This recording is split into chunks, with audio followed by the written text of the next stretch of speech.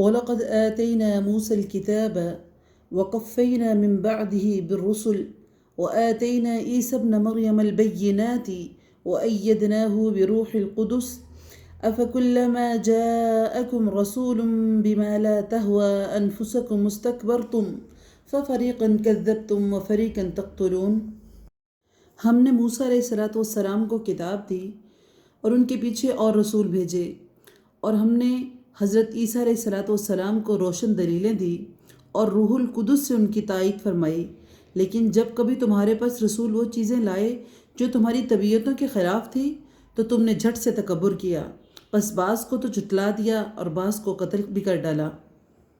وَقَفَّيْنَا مِن بَعْدِهِ بِالرُّسُلِ کے معنی ہے کہ موسیٰ علیہ السلام کے بعد مسلسل پیغمبر آتے رہے، حتیٰ کہ بنی اسرائیل میں انبیاء کا یہ سلسلہ حضرت عیسیٰ علیہ السلام پر ختم ہو گیا۔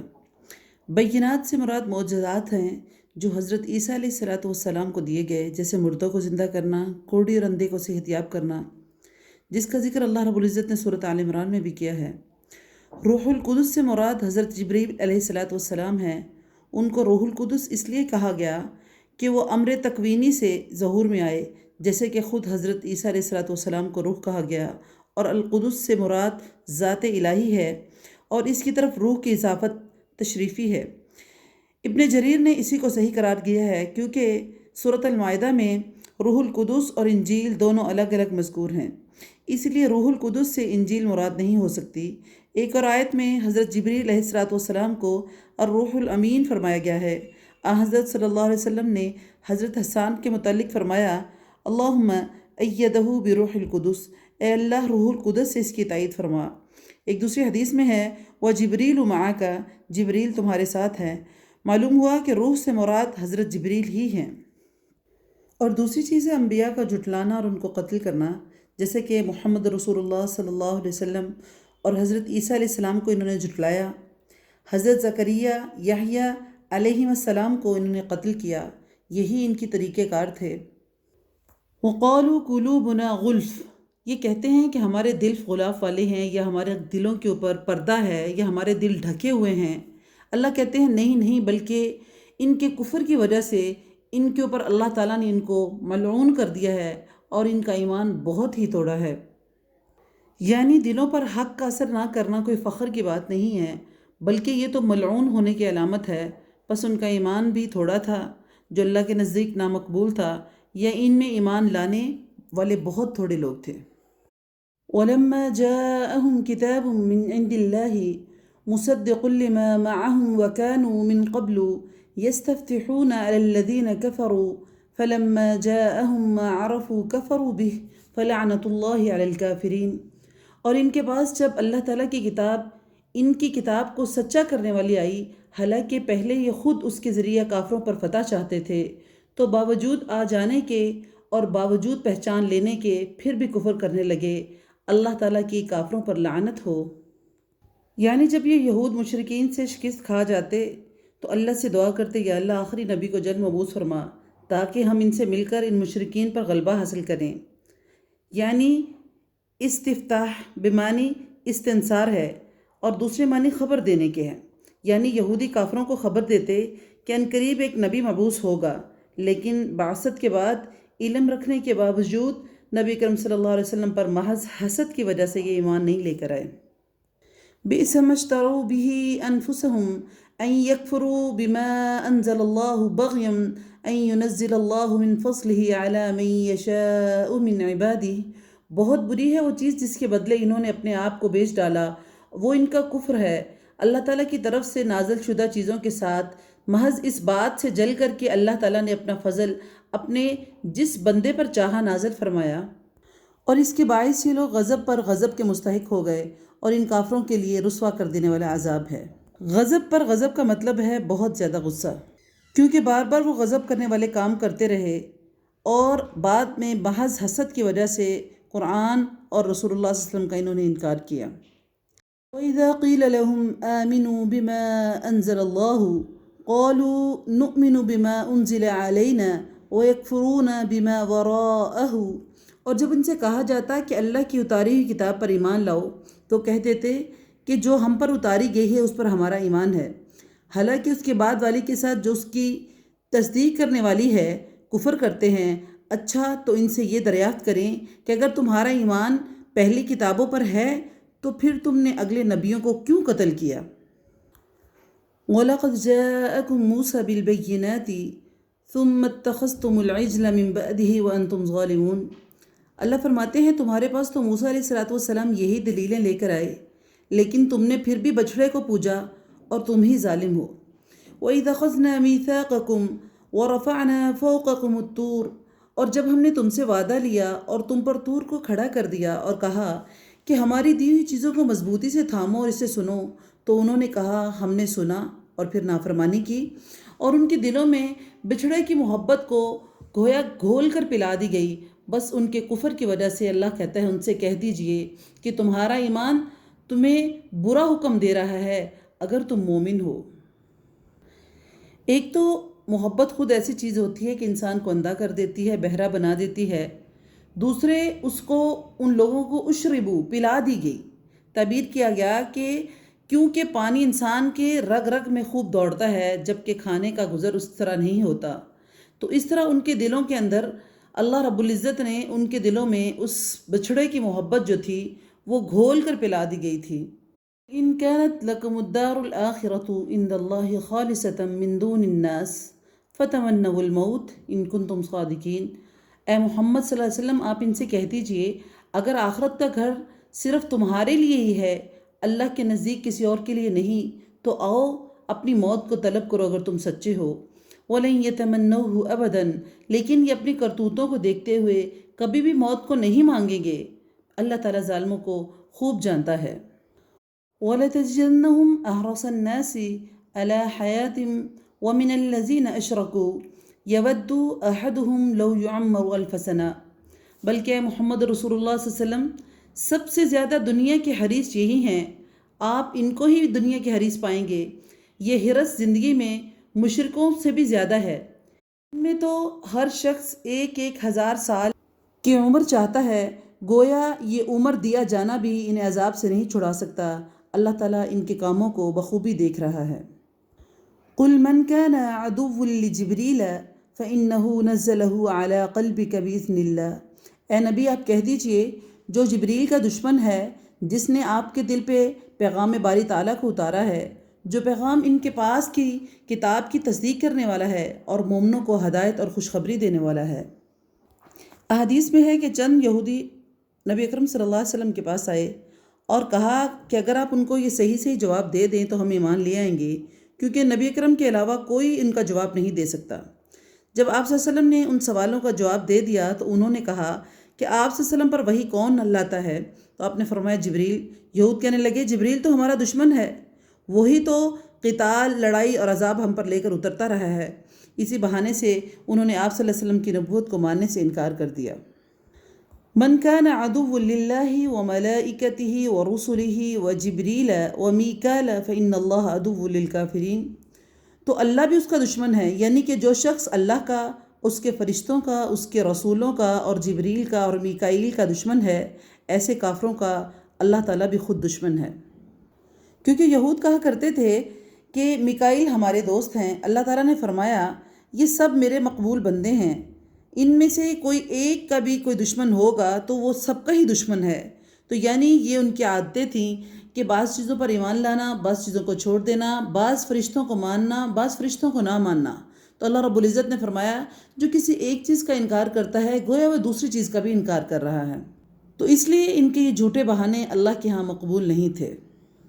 وَلَقَدْ أَنزَلْنَا إِلَيْكَ آيَاتٍ بَيِّنَاتٍ، اور یقیناً ہم نے آپ کی طرف روشن دلیلیں بھیجی ہیں جن کا انکار سوائے بدکاروں کے کوئی بھی نہیں کرتا۔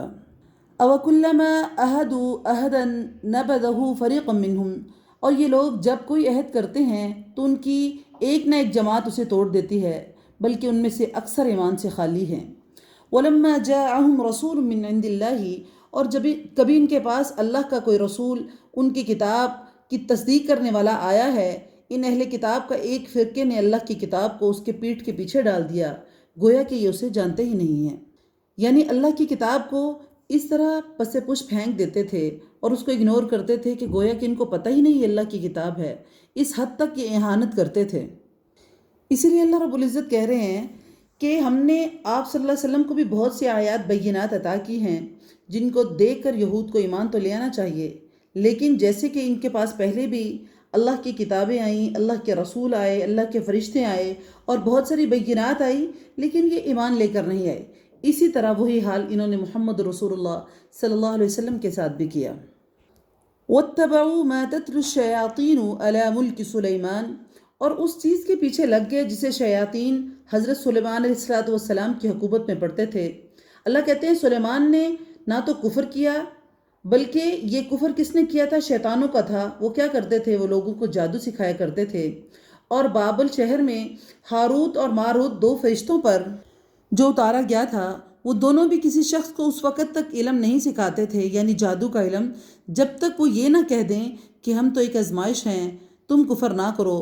پھر لوگ ان سے وہ سیکھتے جس سے خامند اور بیوی میں جدائی ڈال دی جاتی تھی، اور وہ دراصل بغیر اللہ کی مرضی سے کسی کو نقصان نہیں پہنچا سکتے تھے۔ یہ لوگ وہ سیکھتے ہیں جو انہیں نقصان پہنچائے، نہ کہ نفع پہنچا سکے، اور یقیناً وہ جانتے ہیں کہ ان کے لیے آخرت میں کوئی حصہ نہیں ہے، اور وہ بدترین چیز ہے جس کے بدلے وہ اپنے آپ کو فروخت کر رہے ہیں۔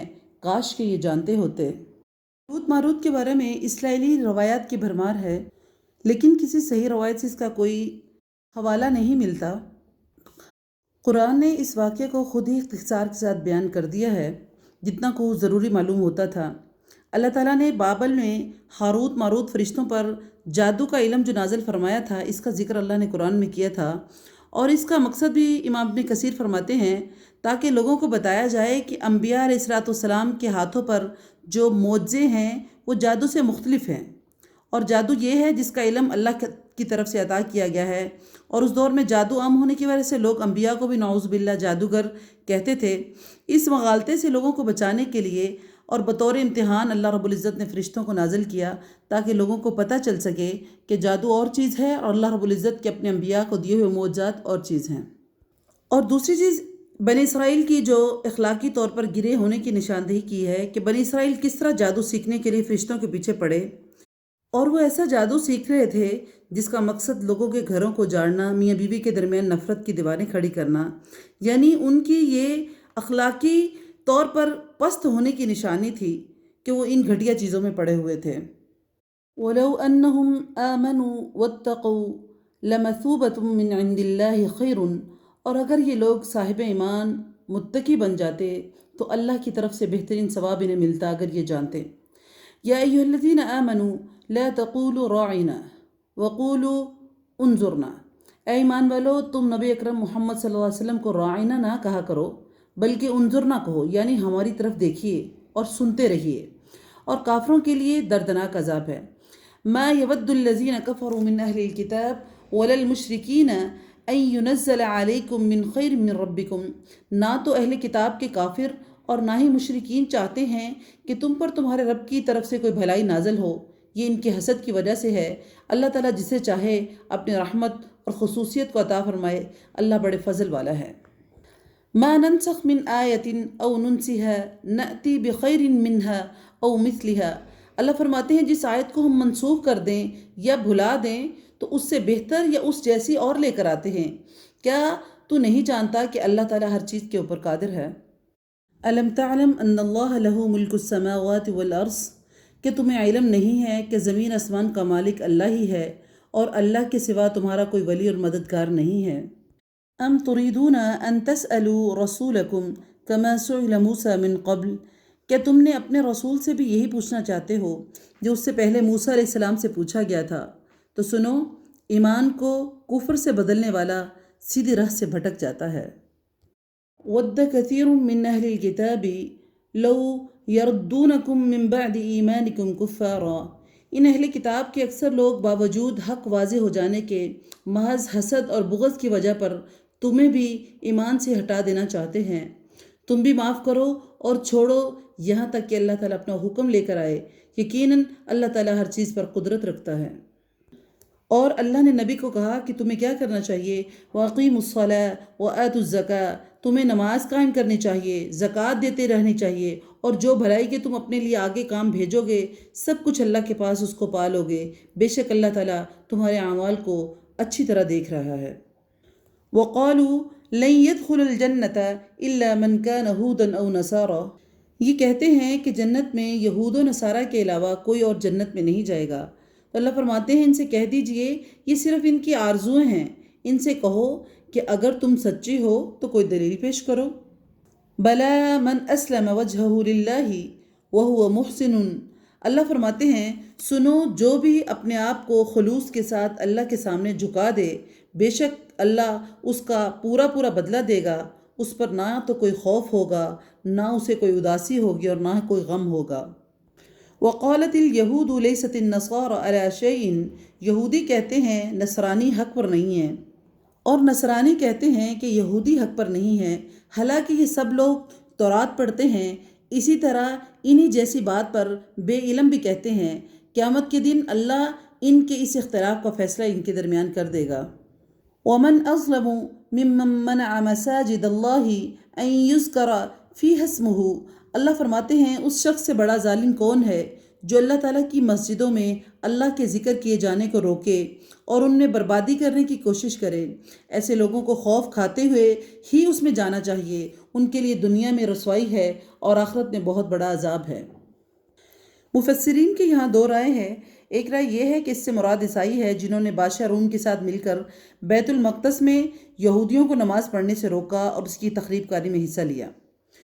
دوسری رائے امام ابن کثیر کی ہے جو کہتے ہیں کہ اس سے مراد مشرکین مکہ ہیں جنہوں نے ایک تو نبی اکرم صلی اللہ علیہ وسلم اور آپ کے صحابہ کو مکہ سے نکلنے پر مجبور کیا، اور دوسری صورت میں خانہ کعبہ میں مسلمانوں کو مسجد میں عبادت کرنے سے روکا، اور پھر صلح حدیبیہ کے موقع پر دوبارہ یہی دہرایا، یہاں تک کہ انہوں نے کہا کہ ہم اپنے آباء و اجداد کے قاتلوں کو مکہ میں داخل نہیں ہونے دیں گے، حالانکہ خانہ کعبہ میں کسی کو بھی عبادت سے روکنے کی اجازت کی روایت کبھی بھی نہیں تھی۔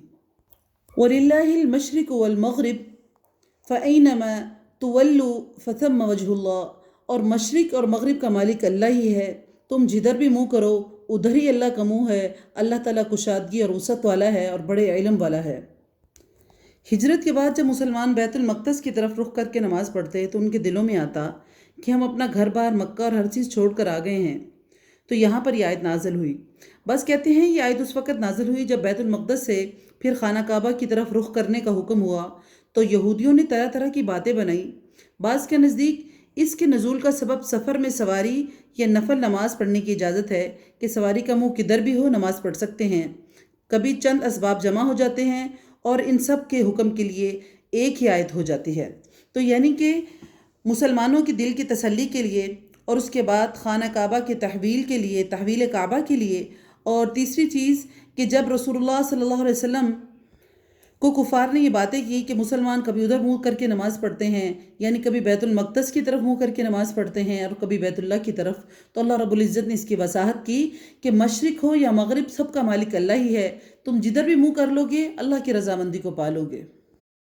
وَقَالُوا اتَّخَذَ اللَّهُ وَلَدًا سُبْحَانَهُ، یہ کہتے ہیں کہ اللہ کی اولاد ہے، نہیں بلکہ وہ پاک ہے، زمین اور آسمان کی تمام مخلوق اس کی ملکیت میں ہے اور ہر ایک اس کا فرما بردار ہے۔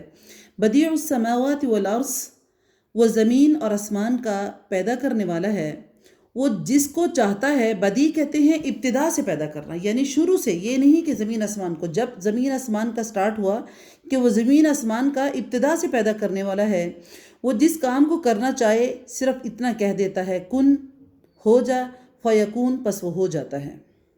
وقال الذین لا يعلمون لولا یکلمنا اللہ، اور اسی طرح بے علم لوگوں نے بھی کہا کہ خود اللہ تعالیٰ ہم سے باتیں کیوں نہیں کرتا، یا ہمارے پاس کوئی نشانی کیوں نہیں آتی۔ اسی طرح ایسی ہی بات ان کے اگلوں نے بھی کہی تھی، اور ان کے دل ایک جیسے ہیں، ہم نے یقین والوں کے لیے نشانیاں پیدا کر دی ہیں۔ اس سے مراد مشرکین عرب ہیں جنہوں نے یہودیوں کی طرح مطالبہ کیا کہ اللہ تعالیٰ ہم سے براہ راست گفتگو کیوں نہیں کرتے، یا کوئی نشانی بڑی کیوں نہیں دکھا دیتے جسے دیکھ کر ہم مسلمان ہو جائیں۔ تو یہ ویسی ہی باتیں ہیں جس طرح پہلے مشرکین یا کافر کیا کرتے تھے، وہی بات انہوں نے کی۔ اللہ رب العزت کہتے ہیں اِنَّا أَرْسَلْنَاكَ بِالْحَقِّ بَشِيرًا وَنَذِيرًا، کہ ہم نے آپ کو حق کے ساتھ خوشخبری دینے والا اور ڈرانے والا بنا کر بھیجا ہے، اور جہنمیوں کے بارے میں آپ سے کوئی سوال نہیں ہوگا۔ وَلَن تَرْضَىٰ عَنْكَ الْيَهُودُ وَلَا النَّصَارَىٰ حَتَّىٰ تَتَّبِعَ مِلَّتَهُمْ۔ اللہ کہتے ہیں اے محمد، آپ سے یہود و نصارہ ہرگز راضی نہیں ہوں گے جب تک آپ ان کے مذہب کے تابع نہ ہو جائیں۔ قل کہہ دیجئے ان ہدی اللہ هو الہدی، کہ اللہ کی ہدایت ہی ہدایت ہے، اور اگر آپ نے باوجود اپنے پاس علم آ جانے کے ان کی خواہشوں کی پیروی کی تو اللہ کے پاس آپ کا نہ تو کوئی ولی ہوگا نہ ہی کوئی مددگار ہوگا۔ یعنی اللہ محمد رسول اللہ صلی اللہ علیہ وسلم کو بھی کہہ رہے ہیں کہ اے محمد، اگر حق پتہ لگنے کے بعد بھی، آپ کے پاس حق کا علم آ جانے کے باوجود بھی اگر آپ نے ان کافروں کی خواہشوں کی پیروی کی تو پھر اللہ کے پاس آپ کا کوئی دوست اور مددگار نہیں ہوگا۔ یعنی کفار، اہل بدعت اور گمراہوں کی خوشی کے لیے وہ کوئی ایسا کام نہ کرے جس میں دین میں کوئی غلو آ جائے، دین میں کوئی چینجنگ آ جائے۔ الذین آتیناہم الکتاب یتلونہ حق تلاوتہ، جنہیں ہم نے کتاب دی ہے وہ اسے پڑھنے کے حق کے ساتھ پڑھتے ہیں، یعنی جس طرح اس کے پڑھنے کا حق ہے، وہ اس کتاب پر بھی ایمان رکھتے ہیں، اور جو اس کے ساتھ کفر کرے وہ نقصان کرنے والا ہے۔ یا بنی اسرائیل اذکروا نعمتی التی انعمت علیکم، اے اولاد یعقوب، میں نے جو نعمتیں تم پر انعام کی ہیں انہیں یاد کرو، اور میں نے تو تمہیں تمام جہانوں پر فضیلت دے رکھی تھی۔ واتقوا یوما لا تجزی نفس عن نفس شیئا، اور اس دن سے ڈرو جس دن کوئی نفس کسی نفس کو کچھ فائدہ نہیں پہنچا سکے گا، اور نہ کسی شخص سے فدیہ قبول کیا جائے گا، نہ اس کی کوئی شفاعت اس کو نفع دے گی، اور نہ ہی ان کی مدد کی جائے گی۔ وَإِذِ ابْتَلَىٰ إِبْرَاهِيمَ رَبُّهُ بِكَلِمَاتٍ فَأَتَمَّهُنَّ، اور جب ابراہیم علیہ السلام کو ان کے رب نے کئی باتوں سے آزمایا تو انہوں نے سب کو پورا کر دیا۔ تو اللہ تعالیٰ نے فرمایا کہ میں تمہیں تمام لوگوں کا امام بنا دوں گا۔ عرض کرنے لگے اے اللہ میری اولاد کو، فرمایا میرا وعدہ ظالموں سے نہیں ہے۔ یعنی یہاں اللہ رب العزت حضرت ابراہیم علیہ السلام کو بھی یہ جواب دے رہے ہیں کہ اگر تمہاری اولاد میں سے کوئی نیک ہوگا تو اس کے لیے ہدایت ہے، اگر وہ ظالموں میں سے ہوگا تو اللہ کا وعدہ ظالموں کے لیے نہیں ہو سکتا۔ وَإِذْ جَعَلْنَا الْبَيْتَ مَثَابَةً لِلنَّاسِ وَأَمْنًا، اور ہم نے بیت اللہ کو لوگوں کے لیے ثواب اور امن و امان کی جگہ بنایا ہے، اور تم مقام ابراہیم کو مصلی مقرر کر لو، اور ہم نے ابراہیم علیہ السلام اور اسماعیل علیہ السلام سے وعدہ کر لیا کہ تم میرے گھر کو طواف کرنے والوں کے لیے، اعتکاف کرنے والوں کے لیے اور رکوع اور سجدہ کرنے والوں کے لیے پاک صاف رکھو۔ وَإِذْ قَالَ إِبْرَاهِيمُ رَبِّ اجْعَلْ هَٰذَا بَلَدًا آمِنًا، اور جب ابراہیم علیہ السلام نے دعا کیا میرے پروردگار تو اس جگہ کو امن والا شہر بنا، یہاں کے باشندوں کو جو اللہ پر اور قیامت کے دن پر ایمان رکھنے والے ہوں ان کو پھلوں کی روزیاں دینا۔ اللہ تعالیٰ نے فرمایا میں کافروں کو بھی فائدہ دوں گا لیکن تھوڑا، پھر انہیں آگ کے عذاب کی طرف بے بس کر دوں گا، اور یہ پہنچنے کی بہت بری جگہ ہے۔ وَإِذْ يَرْفَعُ إِبْرَاهِيمُ الْقَوَاعِدَ مِنَ الْبَيْتِ وَإِسْمَاعِيلُ، ابراہیم علیہ السلام اور اسماعیل علیہ السلام کعبہ کی بنیادیں اور دیواریں جب اٹھاتے جاتے تھے تو کہتے جا رہے تھے کہ اے ہمارے پروردگار، تو ہم سے اس کو قبول فرما، تو ہی سننے والا اور جاننے والا ہے۔ ربنا وجعلنا مسلمین لک ومن ذریتنا امۃ مسلمۃ لک، اے ہمارے پروردگار ہمیں اپنا فرما بردار بنا لے، ہماری اولاد میں سے بھی ایک جماعت کو اپنی اطاعت گزار رکھ، اور ہمیں اپنی عبادت سکھا، ہمیں توبہ ہماری قبول فرما، اور تو توبہ قبول فرمانے والا اور رحم کرنے والا ہے۔ اور آگے دعا کی کہ ربنا وابعث فیہم رسولا منہم، اے ہمارے پروردگار ان میں سے انہی کے اندر سے ایک رسول بھیج جو ان کے پاس تیری آیتیں پڑھے اور انہیں کتاب اور حکمت سکھائے اور انہیں پاک کرے، یقیناً تو غلبہ والا ہے اور حکمت والا ہے۔ یہ ساری وہ دعائیں تھیں جو حضرت ابراہیم علیہ السلام اور حضرت اسماعیل علیہ السلام اللہ کے گھر کو بناتے ہوئے، جس کا اللہ نے حکم دیا تھا کہ میرے گھر کو بناؤ، اس کی دیواریں اٹھا رہے تھے، اس کی بنیادیں بنا رہے تھے، اس وقت ساتھ ساتھ اللہ سے یہ دعائیں کر رہے تھے کہ اللہ اس کے رہنے والوں کو رزق دینا، اللہ ان کے اوپر ایسا رسول بھیجنا جو انہی کے اندر میں سے ہو اور ان کو جو ہدایت کی طرف رہنمائی کرے، اور دعا کر رہے تھے کہ اللہ یہ جو ہم عمل کر رہے ہیں اس کو تو قبول فرما۔ یعنی سب سے پہلی اور سب سے آخری امپورٹنٹ بات یہی ہے کہ کسی عمل کے کرنے کے بعد اس کی قبولیت کی دعا کرنا اور عمل کو ایسے طریقے سے کرنا جو اللہ کے ہاں مقبول ہو جائے۔ اللہ سے دعا ہے کہ اللہ ہمیں ایسے ہی عمل کرنے کی توفیق عطا فرمائے۔ وَمَن يَرْغَبُ عَن مِلَّةِ إِبْرَاهِيمَ إِلَّا مَن سَفِهَ نَفْسَهُ، دین ابراہیم سے وہی بیوقوفی کرے گا جو محض بیوقوف ہو۔ ہم نے تو اسے دنیا میں بھی چن لیا تھا اور آخرت میں بھی ابراہیم علیہ السلام جو تھے وہ نیکوکاروں میں سے ہیں۔ وَإِذْ قَالَ لَهُ رَبُّهُ أَسْلِمْ، جب کبھی بھی ان کے رب نے کہا، کنہیں؟ حضرت ابراہیم علیہ السلام کو اللہ نے جب کبھی بھی انہیں کہا کہ فرما بردار ہو جاؤ، انہوں نے کہا کہ میں رب العالمین کی میں نے فرما برداری کی۔ وَوَصَّى بِهَا إِبْرَاهِيمُ بِبَنِيهِ وَيَعْقُوبُ، اور اسی کی وصیت ابراہیم اور یعقوب علیہ السلام نے اپنی اولاد کو کی کہ ہمارے بچوں، اللہ تعالیٰ نے تمہارے لیے اس دین کو پسند فرما لیا ہے، خبردار اگر تم مرنا تو اس حالت میں ہی ہونا کہ تم مسلمان ہو۔ ام کنتم شہداء اذ حضر یعقوب الموت، اللہ فرماتے ہیں کہ کیا تم حضرت یعقوب علیہ السلام کے انتقال کے وقت تم موجود تھے جب انہوں نے اپنی اولاد سے کہا تھا کہ میرے بعد تم کس کی عبادت کرو گے؟ تو سب نے جواب دیا، آپ کے معبود کی عبادت کریں گے۔ آپ کے آباء و اجداد ابراہیم علیہ السلام اور اسماعیل علیہ السلام اور اسحاق علیہ السلام کے معبود جو ایک معبود ہے، ہم اس کی اطاعت اور فرما برداری کریں گے اور ہم اسی ہی کے فرما بردار رہیں گے۔ تلک امت قد خلت لها ما کسبت ولکم ما کسبتم، اللہ فرماتے ہیں یہ جماعت تو گزر چکی ہے، جو انہوں نے کیا وہ ان کے لیے ہے، جو تم کرو گے وہ تمہارے لیے ہے، ان کے اعمال کے بارے میں تم سے نہیں سوال کیا جائے گا۔ یعنی کہ ہمارے جو عمل ہیں وہ ہمارے لیے ہیں، اگر ہم نیکی کریں گے تو اپنے آپ کو اللہ رب العزت کے نزدیک کر لیں گے، اپنے آپ کو اپنے رب سے بخشوا لیں گے۔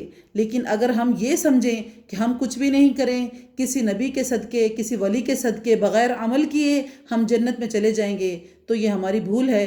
ہمیں عمل ضرور کرنا پڑے گا کیونکہ ان کے عمل ان کے لیے ہے، ہمارے عمل جو ہیں وہ ہمارے لیے ہیں۔ وَقَالُوا كُونُوا هُودًا أَوْ نَصَارَىٰ تَهْتَدُوا، یہ کہتے ہیں کہ یہودی اور عیسائی بن جاؤ تو ہدایت پاؤ گے۔ تم کہو بلکہ صحیح راہ جو ہے وہ ملت ابراہیمی ہے، اور ابراہیم خالص اللہ کے پرستار تھے اور وہ مشرک نہیں تھے۔ یہاں پر وضاحت کی جا رہی ہے کہ یہودی مسلمانوں کو یہودیت کی اور عیسائی مسلمانوں کو عیسائیت کی دعوت دیتے ہیں اور کہتے ہیں اسی میں ہدایت ہے۔